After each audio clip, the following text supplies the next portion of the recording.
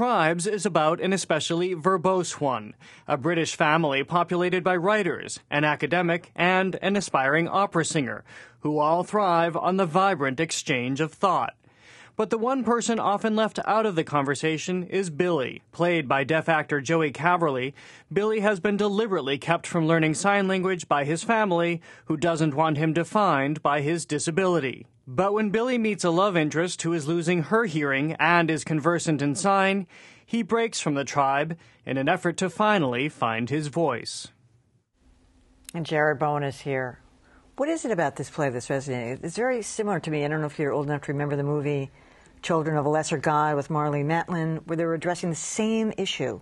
Her speaking boyfriend wanted her to be able to speak to him.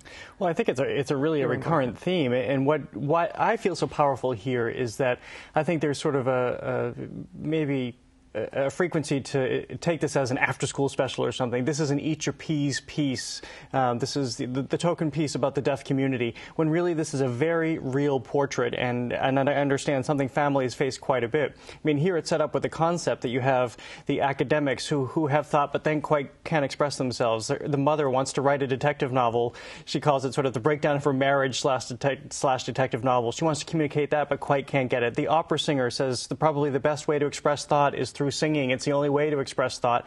And here you have the son, Billy, who is probably most able to communicate because he knows what he wants to say and the family won't let him. Because you have this intellectual British family who doesn't want their son, as I said in the piece, defined by his deafness, so they won't allow him to learn sign language. And then he realizes that, no, there is this avenue out there.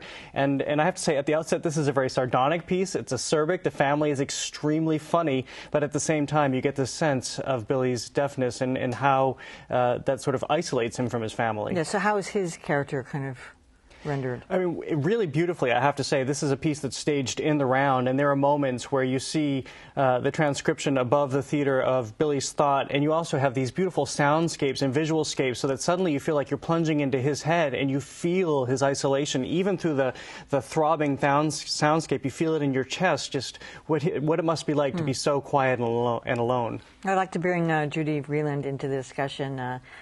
She is the executive director of the Learning Center for the Deaf. Welcome, Judy. Well, thank you. This has been a discussion, and I guess naively I thought that we'd move beyond it, that it's personal choice, and some people want to sign, some people want to learn lip reading. Why does it continue to be such a sensitive issue? Why has it continued to be such a sensitive issue? I don't know. It's almost like we're in a second wave now. Part of what happened is we went through a period where bilingualism was becoming much more common in schools for the deaf, and still is. What does that mean? Bilingualism is really recognizing and appreciating both English and American Sign Language, both as critical and important languages for deaf people. And our school was one of the first bilingual schools for the deaf in the country. And then as cochlear implants became more common in young children, and were very helpful, still are very helpful for young children, for some of them. But a part of what happened was it was kind of a rebirth of this debate. And I think, quite honestly, it's a false debate. It's a false dichotomy. You know, when you say, should it be sign language or should it be spoken English? Should it be sign language or should it be lip reading and use of whatever auditory channels you have? Because it's not as if the use of sign language means there's no interest in the development of spoken language. Our school has 49 children in it who have cochlear implants. Our school recognizes the importance of spoken English as well as American Sign Language. So it's a battle, I think, because it gets created as an either-or, and it doesn't need to be. And that's the way it was in the play. I mean, is it also almost a political undertone to it? I don't know. Well, I guess it probably is, especially within the deaf community, which I am not as conversant in, but I would say it is treated like that because you have this family who's decided this is the way it should be, and it's not until Billy meets this love interest who is going deaf herself and learns about the capacity that learning sign language will give him that he realizes that there are choices, and yeah, it isn't an either or, and that this actually may be the best way of communicating for him despite the fact that the family's trying to shut it down. Now, you did some consulting on the play?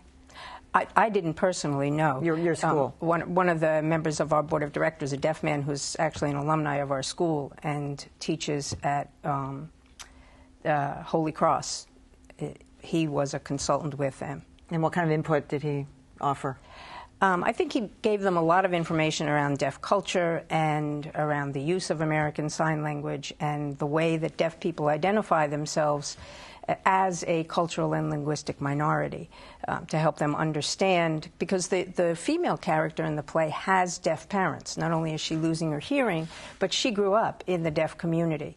And so she also brings that to him, not just the language, but the experience of the deaf community. By the way, you keep saying American Sign Language.